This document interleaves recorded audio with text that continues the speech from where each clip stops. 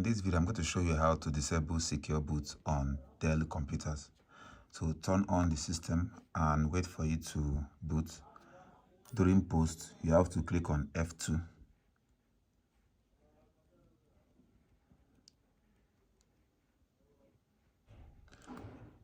It will take you to the BIOS. So if you have a BIOS that is locked, you can simply unlock it first. If it is not locked, just ignore this step.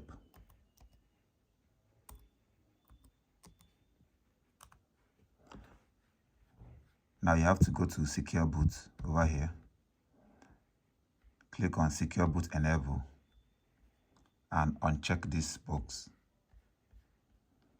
It's going to ask you, are you sure you want to disable Secure Boot? Click on Yes. Just click on Apply and click on OK. You can now exit the BIOS. That is how to disable Secure Boot on Dell. That's all for this video. See you guys in the next one.